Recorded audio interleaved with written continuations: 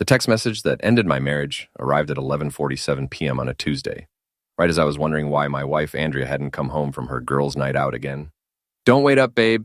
Staying at Tiffany's tonight. Love you. Funny thing about lies, they have a smell to them. This one reeked of cheap cologne and desperation. My name is David Chen. Wait, scratch that. David Miller. 39 years old, IT security specialist for a mid-sized tech company in Cleveland, Ohio. The kind of guy who fixes your computer problems and remembers your birthday. The reliable husband who takes out the trash, pays the bills on time, and never complains when his wife of 12 years starts working late nights 3 times a week. I should have seen it coming. Heck, maybe I did see it coming and just chose to ignore the signs like a fool. Andrea had been distant for months. New clothes, new perfume, sudden interest in the gym. She'd started carrying her phone everywhere, even to the bathroom. When I'd joke about it, she'd laugh that nervous laugh that meant I was getting too close to something she didn't want me to find. But I'm getting ahead of myself. Let me back up to when everything was still perfect. 3 months earlier, Andrea had announced she wanted to start going out more with her friends. "We're not getting any younger, Dave," she'd said, applying lipstick in the hallway mirror. "I need some excitement in my life." The way she said it, like our life together was a prison sentence, should have been my first clue. What kind of excitement? I'd asked, genuinely curious. We had a nice house in a good neighborhood, decent jobs. Our 15-year-old daughter Ella was doing well in school. What more did she need? Dancing, drinks, maybe some gambling at that new casino downtown, girl stuff. Girl stuff, right. The casino trips started small. Once a month, then twice, then every weekend. Andrea would come home at 3 in the morning, smelling like cigarettes and claiming she'd won $50 playing slots. But our bank statements told a different story. Hundreds of dollars disappeared from our joint account every week. When I confronted her about it, she got defensive. "It's my money too, David. I work just as hard as you do." She was right about that. Andrea was an HR manager at a downtown insurance company, pulling in decent money. But decent money doesn't cover $500 casino losses every weekend, plus the new wardrobe, plus the mysterious charges at restaurants I'd never been to. That's when I decided to do what any reasonable IT security specialist would do. I started gathering data. First, I installed a GPS tracker in my own car. Not illegal, since it was my car and my insurance policy. Just good sense, I told myself. Protection against theft. If Andrea happened to drive it sometimes, well, that was just a bonus. Next, I created a fake Instagram account. Nothing creepy, just a generic profile, so I could follow her friends' social media accounts. Amazing what people post when they think nobody's watching. For 2 weeks, I collected evidence like a digital private investigator. Screenshots of Instagram stories showing Andrea at clubs I'd never heard of. Credit card receipts for expensive dinners. Photos of her laughing with people I didn't recognize. And then there was Riley. Riley Thompson, 24 years old, personal trainer at the gym Andrea had suddenly joined. 6'2", all muscles and teeth, with the kind of cocky smile that screamed, "I sleep with married women for sport." He showed up in the background of photos at first. Just another face in the crowd at whatever club Andrea was frequenting. But gradually, he moved closer to the center of the frame. An arm around her waist here, a whispered conversation there. The night everything came crashing down, Andrea had told me she was going to a girls' weekend in Columbus. Just her and Tiffany and Jenna, her 2 closest friends from work. A little shopping, a little wine tasting, nothing crazy. Except Tiffany's Instagram story showed her at home that Friday night, posting pictures of her cats and complaining about being single. And Jenna's story showed her on a date with her boyfriend at a restaurant across town. So where was my wife? The GPS tracker told me she was at the Horseshoe Casino downtown. At 11:30 p.m. on a Friday night. Alone, supposedly. I sat in my home office, staring at the little red dot on my phone screen and felt something cold settle in my chest. 15 years of marriage, and it had come to this, tracking my own wife like a cheating teenager. I could have driven down there, could have walked into that casino and confronted her face to face. But I'm not the dramatic type. I'm the patient type, the methodical type, the type who plans his moves 3 steps ahead. So I waited. At 11:47 p.m., the text arrived. "Don't wait up, babe. Staying at Tiffany's tonight. Love you." I looked at the GPS tracker. The little red dot was still at the casino. I looked at Tiffany's Instagram. Posted 20 minutes ago, Wine and Netflix night with my babies, complete with pictures of her 3 cats. I took a screenshot of everything, then I did something I'd never done before in my entire marriage. I lied right back. Have fun, sweetheart. Don't do anything I wouldn't do. But I wasn't done. Not even close.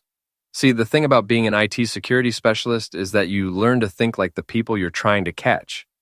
Hackers, scammers, corporate spies, they all make the same mistake. They underestimate the quiet guy in the corner who's been watching and learning. Andrea had underestimated me for months, maybe years. Time to show her what a mistake that was. The next morning, Andrea came home at 9 a.m. with a story about how she and the girls had stayed up all night talking and drinking wine, and she'd crashed on Tiffany's couch because she was too tired to drive. She was a good liar, I'll give her that. The right amount of detail, the perfect blend of embarrassment and affection. She even brought me coffee from my favorite shop downtown, which was a nice touch. You're the best husband ever for not giving me grief about this, she said, kissing my cheek. Tiffany's going through a rough patch with her ex, and she needed us there. I nodded and smiled, and accepted the coffee like the understanding husband I'd always been. Did you have fun at the casino? I asked casually. The coffee cup froze halfway to her lips. Just for a second. Just long enough for me to know I'd hit the target. What casino? She laughed. We went to that wine bar on East 4th Street, the one with the terrible jazz music. Right, I said. My mistake. But I was already planning my next move. That afternoon, while Andrea was at work, I drove down to the Horseshoe Casino. I'd never been there before. Gambling wasn't really my thing. But I needed to see what had been so attractive to my wife. The place was exactly what you'd expect. Flashing lights, the constant ding of slot machines, the smell of cigarettes and desperation. I wandered around for a while, getting a feel for the layout, until I found what I was looking for, the bar. It was positioned perfectly to watch the main gaming floor, staffed by a bartender who looked like he'd seen everything twice. His name tag read Tommy, and he had the kind of face that invited confessions. I ordered a beer and struck up a conversation. My wife loves this place, I said, pulling up a photo of Andrea on my phone. Maybe you've seen her around, Andrea Miller? Tommy's face lit up with recognition. Oh yeah, Andrea. She's here all the time. Usually with that trainer guy, what's his name? Riley. They're big spenders, always buying rounds for the whole bar. My grip tightened on the beer bottle. Trainer guy? Yeah, real muscular dude, young. They seem pretty close, if you know what I mean. Tommy winked. She's a lucky lady. I forced a smile. Yeah, she's lucky, all right.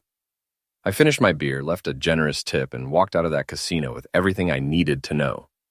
That evening, I sat down with my laptop and started building a case file. Screenshots, credit card statements, GPS data, witness testimony from Tommy the bartender. I organized it all in a folder labeled Project Closure. Then I called my lawyer. Sheila Martinez had handled our wills and the house purchase, but I knew she also did divorce work. She was sharp, ruthless when she needed to be, and had a sense of humor that could cut glass. David Miller, she said when she answered. Please tell me you're calling about a nice, boring real estate transaction. I wish I was, Sheila. I need to talk to you about divorce proceedings. There was a pause. I'm sorry to hear that. When can you come in? How about now? An hour later, I was sitting in Sheila's office, laying out the evidence like a prosecutor presenting a homicide case.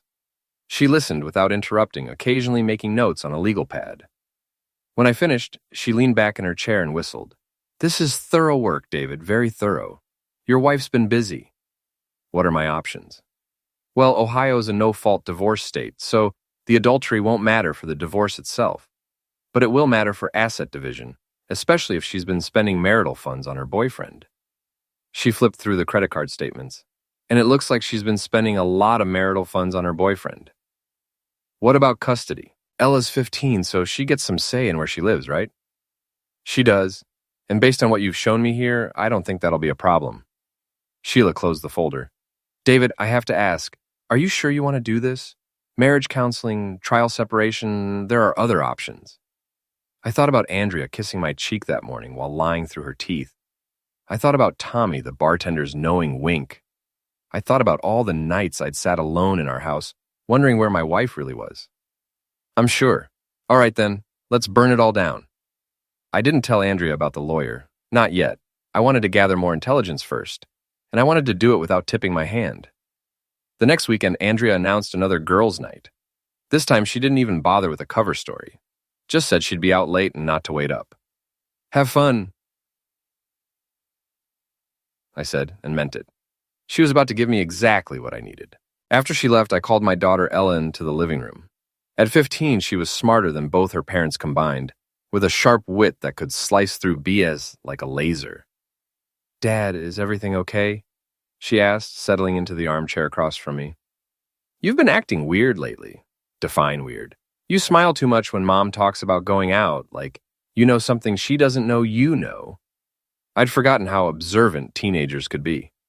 Your mother and I are having some problems, I said carefully. Is she cheating on you? The question hit me like a punch to the gut, not because it was unexpected, but because it came so easily to her. What makes you ask that? Ella rolled her eyes. Dad, I'm not stupid. She's never home anymore. She's always on her phone, and she bought a whole new wardrobe last month. Plus, she's been way too nice to you lately. Like, suspiciously nice.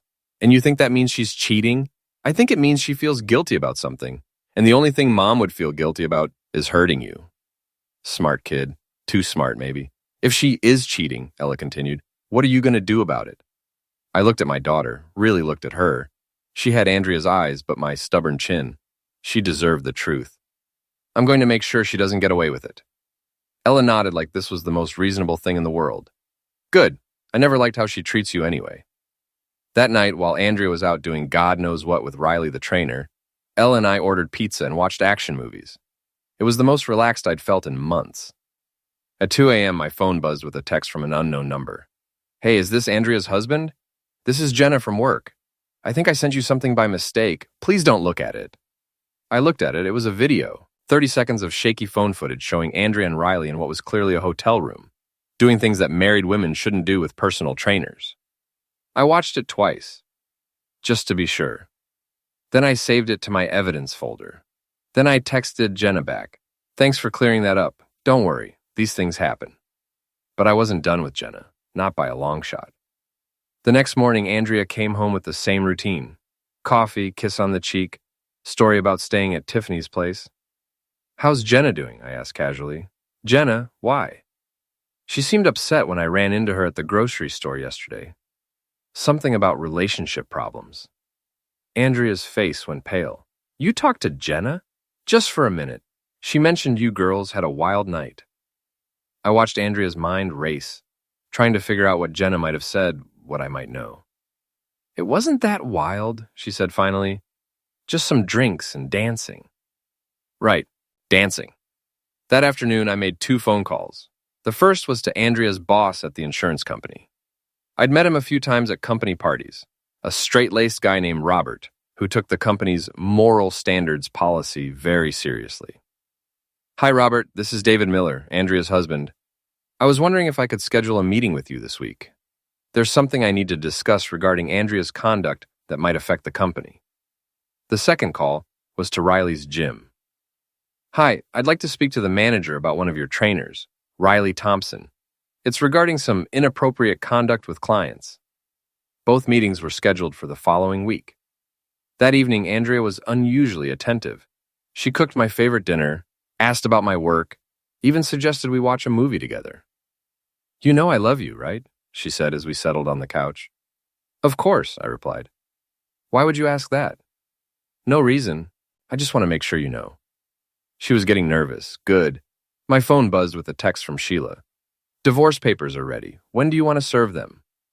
I looked at Andrea, curled up next to me on the couch we'd bought together 8 years ago, pretending to watch a romantic comedy while probably thinking about her next rendezvous with Riley. Soon, I texted back. Very soon. Monday morning arrived with the kind of gray Cleveland sky that matched my mood perfectly. Andrea left for work with her usual routine. Coffee, quick kiss, promised to be home by 6 for dinner. She wouldn't be keeping that promise. At 10 a.m., I walked into Robert's office at Midwest Insurance with a manila folder full of evidence and a practiced expression of concerned disappointment. Thank you for seeing me on short notice, Robert, I said, settling into the chair across from his desk. This isn't easy for me to talk about.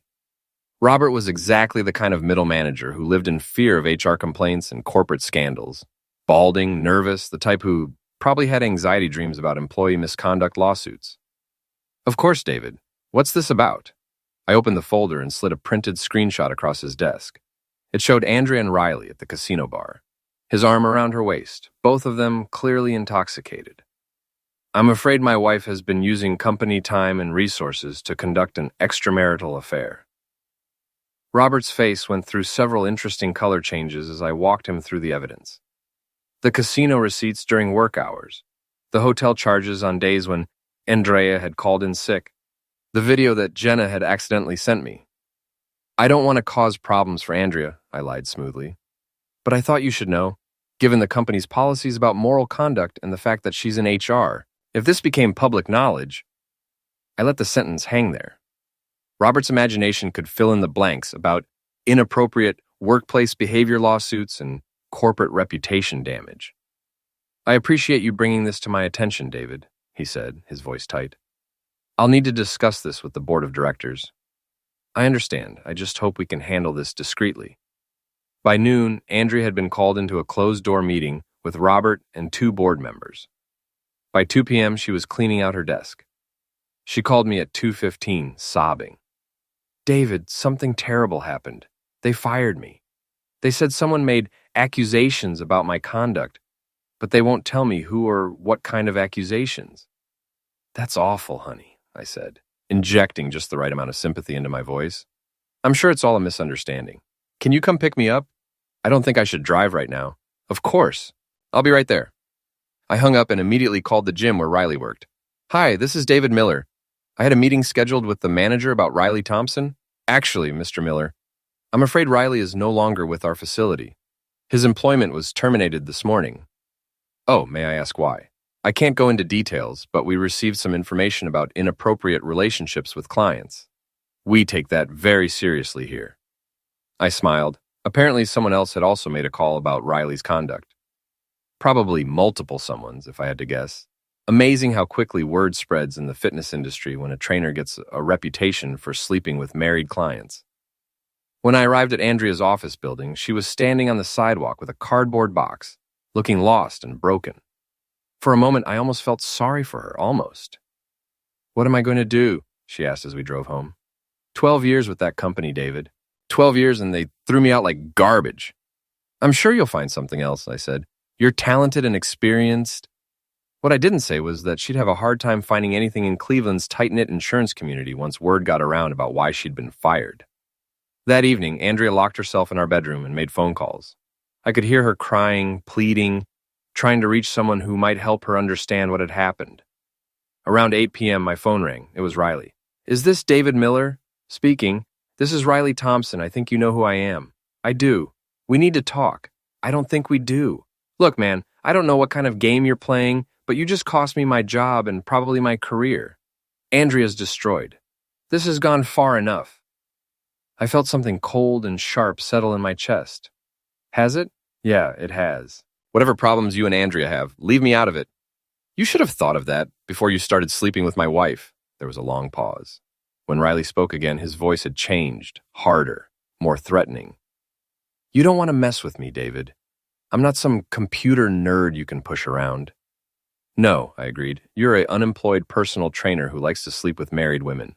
Much more impressive. I'm warning you. I hung up. 10 minutes later, Andrea came downstairs with red eyes and a determined expression. David, we need to talk. About what? About whatever you did today. Riley called me. He thinks you're the one who got us both fired. I looked up from my laptop with what I hoped was a confused expression. Riley? The trainer from your gym? Don't play dumb. I know you know about us. Finally, the truth. You're right, I said, closing the laptop. I do know about you and Riley. I've known for weeks. Andrea's face crumpled. David, I can explain. Can you? Can you explain the hotel receipts, the casino trips, the video that Jenna accidentally sent me of you two sleeping together? She flinched like I'd slapped her. It just happened, she said weakly. I didn't plan it. Which part didn't you plan? The first time you slept with him? Or the dozens of times after that? I'm sorry. I'm so sorry, David. It's over now. Riley and I were done. I'll do anything to fix this. I stood up and walked to the kitchen, pulled a manila envelope from the drawer where I'd hidden it, You're right, I said, handing it to her. You and Riley are done, and so are we. She opened the envelope and pulled out the divorce papers. David, please, don't do this. We can work through this. Actually, we can't. You see, while you were busy working through Riley, I was working through our finances. Did you know you've spent over $15,000 of our money on your affair? Hotels, dinners, casino losses, gifts for your boyfriend? Her face went white. That's marital asset dissipation, Andrea. In Ohio, that means you get to pay me back before we split anything else. I walked toward the stairs, then turned back. Oh, and Andrea, you might want to call your mother. I sent her some very interesting photos from your girls' nights out. She's probably wondering why her daughter is all over social media grinding on a man who isn't her husband. The sound of Andrea's sobs followed me up the stairs, but I didn't look back. Phase 1 was complete. Time for Phase 2. The next morning, I woke up to 17 missed calls from Andrea's mother, Patricia. Patricia was a pillar of her church community, president of the Ladies' Auxiliary, and the kind of woman who considered divorce a personal failing and adultery a mortal sin. I let them all go to voicemail. Andrea was gone when I came downstairs. Her car wasn't in the driveway, and there was a note on the kitchen counter. Staying at Tiffany's until we can work this out. Please don't do anything else to hurt me. Too late for that, I thought. Ella came down for breakfast and read the note over my shoulder. So she finally admitted it? She did. Good. I was getting tired of pretending I didn't know. Ella poured herself a bowl of cereal. What's the plan now? The plan? Dad, you've been planning something for weeks. I can tell. You get the same look when you're debugging code at work. So what's the end game? I looked at my 15-year-old daughter, who was apparently much more observant and ruthless than I'd given her credit for. The end game is making sure your mother learns that actions have consequences. Cool. Can I help? That afternoon, I drove to Tiffany's apartment complex. Tiffany had always been Andrea's enabler, the friend who encouraged bad decisions and provided alibis for worse ones. If Andrea was staying there, it was time Tiffany understood her role in this situation. I knocked on her door at 3 p.m. when I knew she'd be home from her part-time job at the boutique. David? Tiffany opened the door with a guilty expression. What are you doing here? I came to talk to you about Andrea. She's not here right now. I know she's staying with you, Tiffany, and I know you've been covering for her affair for months. Tiffany's face went through the same color changes as Robert's had the day before. I don't know what you're talking about. I pulled out my phone and showed her a screenshot of her own Instagram story from 2 weeks earlier. It showed her and Andrea at a club downtown, with Riley clearly visible in the background. This was taken on a night when Andrea told me she was having dinner with her sister. Her sister, who lives in Phoenix, by the way. Tiffany stared at the photo like it might disappear if she looked hard enough. David, I never meant for things to go this far, but you did help them go this far. Every lie you told for her, every alibi you provided, every time you posted photos that contradicted her stories. You were an active participant in the destruction of my marriage. I'm sorry, I really am, but Andrea's my friend and she was unhappy. Was she unhappy when she was spending our daughter's college fund at the casino? Was she unhappy when she was charging hotel rooms to our credit card? Or was she just bored and looking for excitement at my expense? Tiffany couldn't meet my eyes. Here's what's going to happen, I continued. You're going to tell Andrea that she can't stay here anymore. Tonight. And you're going to stop enabling her destructive behavior. I can't just throw her out. Yes, you can. Because if you don't, I'm going to make sure everyone in your social circle knows exactly what kind of friend you are. The kind who helps married women cheat on their husbands. I left Tiffany standing in her doorway and drove home. At 6 p.m., Andrea called. David, what did you say to Tiffany? She's acting strange. I told her the truth about what kind of friend she's been to our marriage. She says I can't stay here anymore. That's unfortunate. Maybe you should have thought about where you'd live before you decided to blow up our life. Where am I supposed to go? That's not my problem anymore, Andrea. I hung up. An hour later, my phone buzzed with a text from an unknown number. This is Riley. We need to meet, tonight. I stared at the message for a long moment, then typed back. Starbucks on Cedar Road, 8 p.m. It was time to meet my wife's boyfriend face to face. Riley was already waiting when I arrived at Starbucks, sitting in a corner booth with a coffee he clearly hadn't touched. He was exactly what I'd expected, tall, muscular, with the kind of artificial confidence that came from years of being told he was good looking. He looked nervous. I ordered a black coffee and sat down across from him. You wanted to talk, I said. Talk. Look, man, this whole situation has gotten out of hand. Andrea's a mess. We both lost our jobs, and now she's basically homeless. Don't you think you've made your point? Have I? Yeah, you have. You've proven you can destroy people's lives when you get angry. Congratulations. I sipped my coffee and studied him. Up close, Riley looked younger than his 24 years. There was something desperate in his eyes. Something that suggested this conversation wasn't going the way he'd planned. Tell me something, Riley. Did you know Andrea was married when you started sleeping with her? Of course I knew. She talked about you all the time. And that didn't bother you? Look, marriages end. People grow apart. It happens. So, you were just helping the process along? Riley shifted in his seat. Andrea wasn't happy with you. She told me you guys barely talked anymore, that you'd become roommates instead of husband and wife. And you believed her? Why wouldn't I? She's the one married to you. I leaned back in my chair. What else did she tell you about me? She said you were boring, that you never wanted to do anything fun, that you'd rather stay home and work on your computer than actually live your life. Anything else? She said you were probably cheating too, with someone from work, that the marriage was basically over anyway.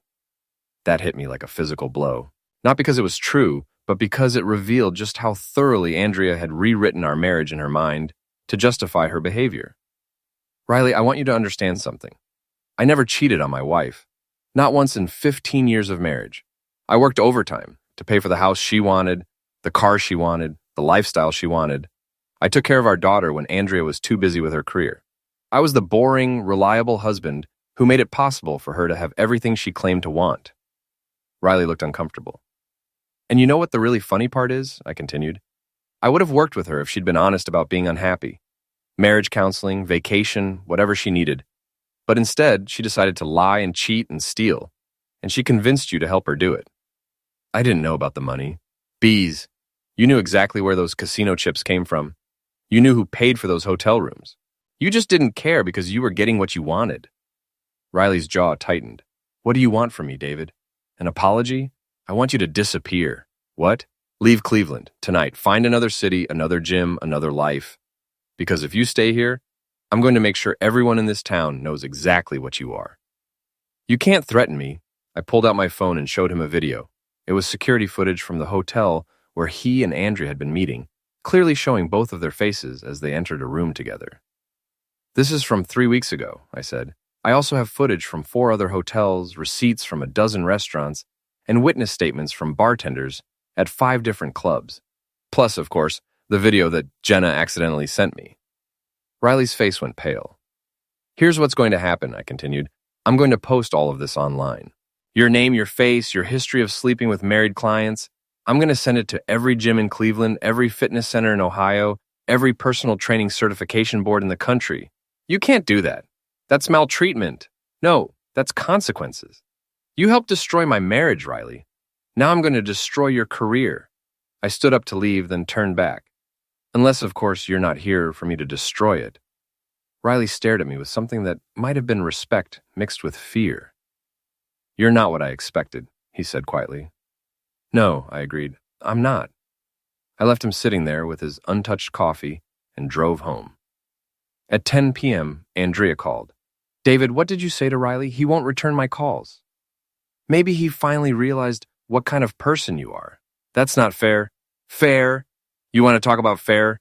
Fair would have been you asking for a divorce before you started sleeping with your trainer. Fair would have been you not spending our daughter's college fund on your midlife crisis. Fair would have been you showing me the basic respect of honesty. I know I made mistakes. Mistakes? Andrea, you didn't accidentally trip and fall on Riley's tool. You made deliberate choices over and over again to betray our marriage and our family. There was silence on the other end of the line. Where are you staying tonight? I asked. I don't know. Tiffany won't let me stay there anymore, and I can't afford a hotel. That's unfortunate. David, please. I'm your wife. You can't just leave me homeless. Actually, I can. You stopped being my wife the first time you climbed into bed with another man. I hung up and turned off my phone. Tomorrow, I would finish what I'd started. I woke up Saturday morning to find Andrea's car in my driveway and Andrea herself asleep on my front porch, wrapped in a blanket she must have taken from her car. Ella was already awake. looking out the living room window with a mixture of amusement and disgust. How long has she been there? I asked. I don't know. She was there when I got up at 7. I opened the front door. Andrea stirred and looked up at me with red, swollen eyes. David, please, can we talk? You have 5 minutes. She stood up, wrapping the blanket around herself like armor. I know I hurt you. I know I made terrible choices. But we've been together for 15 years. Doesn't that count for something? It did, right up until you decided it didn't. I want to fix this. I'll do anything, counseling, whatever you want. Riley's gone. He left town last night. Good for him. David, I love you. I know I have a terrible way of showing it, but I do love you. I looked at my wife, my soon-to-be ex-wife, standing on the porch where we used to sit together on summer evenings, talking about our dreams and plans for the future. She looked smaller somehow, diminished by the weight of her choices. Andrea, do you know what love is? What do you mean? Love is putting someone else's needs before your own. Love is being honest even when it's hard. Love is keeping your promises even when it's inconvenient. I stepped closer to her. Love is not spending months lying to someone's face while you sleep with someone else behind their back. Love is not stealing money from your family to pay for your affair. Love is not destroying your daughter's trust in relationships by showing her that marriage vows are meaningless. Andrea started crying again. So no, Andrea, you don't love me. You love the security I provided, the lifestyle I made possible, the safety net I represented, but you don't love me. That's not true. Prove it. What? Prove you love me, right now. Tell me something, anything, that shows you put my needs before your own in the last year. She opened her mouth, then closed it, then opened it again. Nothing came out. That's what I thought. I turned to go back inside, then stopped. Andrea, the divorce papers are final on Monday. You can contest them if you want, but I have enough evidence to bury you in court. Your best bet is to sign them and try to salvage whatever dignity you have left. What about Ella? What about her? Where will she live? I looked through the window at our daughter, who was pretending not to listen to our conversation. With me, where she's always lived, where she wants to live. I'm still her mother. Then start acting like it. I went back inside and closed the door. An hour later, Andrea was gone. On Monday morning, I sat in Sheila's office as she reviewed the signed divorce papers. She didn't contest anything, Sheila said, sounding almost disappointed. Full custody to you, she keeps her car and personal belongings. You keep the house and retirement accounts. She even agreed to pay back the money she spent on the affair. How long before it's final? 30 days. Congratulations, David. You're about to be a free man. That afternoon, I picked Ella up from school. So it's official? She asked as we drove home. It will be in 30 days. Good. I never liked her anyway. Ella, what? I didn't. She was selfish and mean, and she made you sad all the time. You're better off without her. Maybe she was right. Maybe I was better off without Andrea. But 15 years of marriage doesn't just disappear, even when it ends badly. Are you okay, Dad? I looked at my daughter, smart, funny, loyal, everything her mother wasn't, and realized that I was okay. More than okay. Yeah, kiddo, I'm okay. Good. Because I was thinking we should redecorate the house, get rid of all Mom's ugly furniture, and make it actually look good. I laughed. What's wrong with your mother's furniture? Everything. It's all beige and boring. We need color, and better art, and definitely a bigger TV. Definitely a bigger TV. I agreed. 6 months later, I ran into Riley at a grocery store downtown. He was wearing a delivery uniform and looked like he'd aged 5 years. David, he said, clearly uncomfortable. Riley, I heard about the divorce. I'm sorry. Are you? He thought about it for a moment. Yeah, actually, I am. Andrea. She wasn't what I thought she was. What did you think she was? I don't know. Exciting, I guess, different. But after you and I talked, I started seeing things differently. Such as the way she talked about you, the way she talked about Ella, the way she was willing to lie to everyone, including me, to get what she wanted. Riley shifted his weight from one foot to the other. I moved back in with my parents. I'm working delivery while I try to figure out what's next. It turns out having your reputation destroyed makes it hard to find work in the fitness industry. I imagine it does. I deserved it, though. What I did to you, to your family, I deserved whatever I got. I studied his face, looking for signs of manipulation or self-pity. I didn't find any. What happened to Andrea? I don't know. She tried calling me for a while after I left Cleveland, but I never answered. I heard she moved back in with her parents in Columbus. Probably for the best. Yeah, probably. We stood there for a moment in awkward silence. David, I know this doesn't mean much, but I really am sorry for all of it. I know you are. I pushed my cart past him and headed for the checkout line. As I was loading groceries onto the conveyor belt, I heard him call my name. David? I turned around. You're a good man. I hope you know that. I'm learning, I said, and I was. That evening, Ella and I made dinner together in our redecorated kitchen. Bright yellow walls instead of beige, actual artwork instead of generic prints, and yes, a much bigger TV. Dad, are you ever going to date again? Maybe someday. Why? Because if you do, I get veto power. Veto power? If I don't like her, she's gone. No exceptions. I laughed. That seems fair. Good, because I have very high standards, such as she has to be smarter than mom, funnier than mom, and she has to actually like you, not for what you can do for her. Those are high standards. You deserve high standards, Dad. Looking at my daughter, this amazing person who had somehow emerged from the wreckage of my marriage with her integrity intact, I realized she was right. I did deserve high standards. For the first time in months, I felt genuinely happy about the future. Andrea had wanted excitement in her life.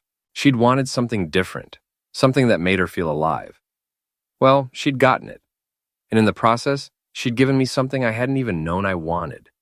The chance to start over with someone who actually deserved the life I could provide. Someday, when I was ready, I'd find someone who understood that love wasn't about excitement or passion or the thrill of the forbidden. Love was about showing up every day, in small ways and big ways, for the person who mattered most. Andrea had never learned that lesson, but I had, and that made all the difference.